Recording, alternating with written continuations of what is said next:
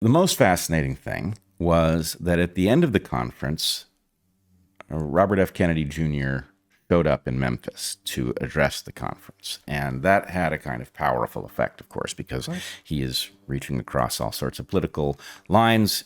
He's quite controversial in some places, but in any case, in fact, the panel that I gave a talk, and I was also on a panel with some very interesting folks around actually thinking through what the Libertarian Party should do. Thinking outside the ballot box was the idea. But anyway, right after we talked, Bobby Kennedy showed up and gave, I don't know, must have been a 35-minute talk. No notes whatsoever. Walked up to the podium and just, boom, off the top of his head, and, as is his way, a highly specific talk in which he cited evidence for each of his points. But the most interesting thing is so here he is. He's a Democrat of a kind that you and I grew up with, a kind of Democrat that used to be common and is now exceedingly rare. And he didn't, as I didn't, pretend to be anything other than I am. He didn't pretend to be anything other than he was either. And he laid out a case, which I thought was excellent. I'm a little surprised at how well it read in the room. Okay, so he laid out a case in which he said the best way to address pollution is the free market. Okay? Now, so far, that sounds like an easy sell in that room. Yes, except how are you possibly going to have a free market regulate pollution out of existence? Well, yeah, you need to hear more. But so far, that sounds like something that a libertarian audience would be receptive to. Yes, definitely. On the other hand, you have to, the question is, what's the word free doing there? Right? Now, the market forces are, in fact, the best mechanism for figuring out how to do things. This is a case I've made. They should never tell you what to do, but telling you how to do things, there's no tool anywhere near as good. So how do you eliminate pollution, for example? Well, Kennedy lays out a case for internalizing the cost for all production. And he says, correctly, pollution is inefficiency. Right? If you're dumping something into a river, that's an inefficiency. It's some part of the process that didn't have anywhere to go, and you're taking advantage of the fact that you can easily put it in the river, and getting it out of the river may be impossible or very difficult.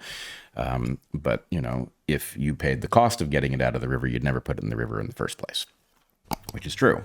But I know, because I've been making a similar case. I used to say if all you did was internalize every cost completely, government needs to do almost nothing else, right? That's almost the only thing it has to do. And the reason that that's almost the only thing it has to do... But it's a big thing. Yeah, in fact, it's impossible to do it perfectly. That's right. So the devil's in the details.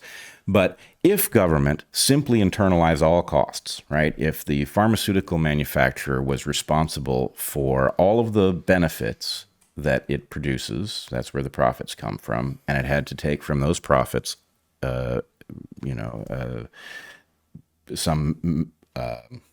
had to pay for the harms that it had done in the process, the harms done to people who had effects downstream and all of that, then it would have every interest in bringing drugs to market that were safe and effective, right? If the costs of, a cancer that you get 5 years, 10 years, 20 years down the road are not borne by you, then there's no reason for pharma to think about it. So basic point is internalized costs result in evolution solving problems.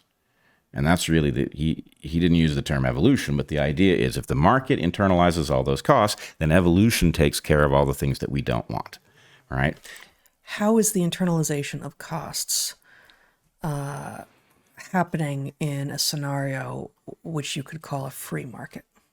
Well, that's just the thing. This is sort of an enlightened view of a free market. The point, it's like a freeing market, right? The market, you have to have some mechanism for those costs returning to the people who generated them, right? And that includes things that are not even costs, risks taken. Right? If you release something into the public and you don't know, if you release flame retardants and you don't know what their effect is going to be, then the question is, well, what is the likelihood that you're going to end up injuring people and be responsible for for compensating them down the road. So anyway, the upshot of all of this is he laid out a very good case for a world in which markets solve problems. I wouldn't call those free markets exactly, but what I would have expected was that libertarians, upon hearing this case, would have had a, wait a second, how the heck are you going to do that? Who's going to watch the watchers? That reaction. Right. Right? The research being done to assess the risks and the costs will be immediately captured by insiders who have the perverse incentives, and now you've just added more bureaucracy, and it's less free, and that's lose-lose. Right. He got a standing ovation, and I don't think it's because anybody was confused about what he said. I think there is a genuine openness that we have now seen what happens when particular ideologies are allowed to enact their, fantasy set of regulations, and you produce catastrophes. And there's a question about, oh crap, how are we going to actually govern in some way that works, that doesn't expose us to obscene harms that, caused somebody to buy a third home, but resulted in other people's children dying, right? Yeah.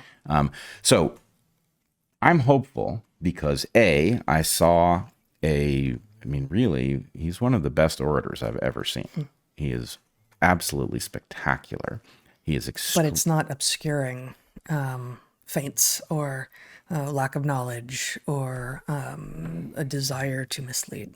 Where, sometimes excellent oration, excellent oratory covers deviousness. Yep. And I at least have seen no evidence of that. I think there is none. I think this is a completely genuine person who is also, in addition to being at the very upper echelon of orators, at least in English, he's also extremely well versed in the subject matter that he talks about. Which is many, many subject matters as well. Right. Yeah. And so he keeps getting flagged over stuff that sounds too shocking to be true, but his answer is the same. It's, well, show me where I've got it wrong. Here's what I'm going from. Here's what I read. Yeah. Here's how I understand it. Show me where I've got it wrong. And when you do show him where he's got it wrong, he does back up and change. So anyway, on those rare occasions where he's got it wrong. Right. On those rare occasions. And it's usually not wildly wrong. It's somewhat wrong. Sure. So I don't know what to think about all of this. I don't know how many people were in the room, many hundreds, at least 500. Maybe there were closer to 1,000 people in the room.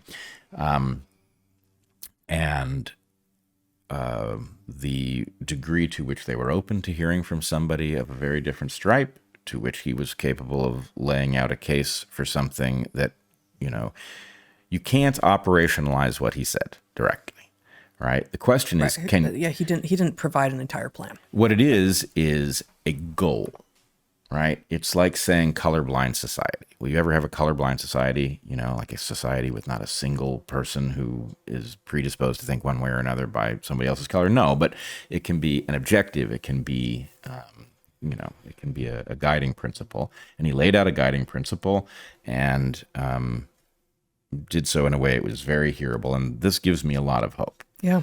I think there was a lot of joy actually in this gathering of people hearing from folks they wouldn't necessarily ordinarily be in contact with, and being united by a feeling of shared purpose and maybe even shared jeopardy at the moment. That, a nation on which we are depending is clearly coming apart at the seams.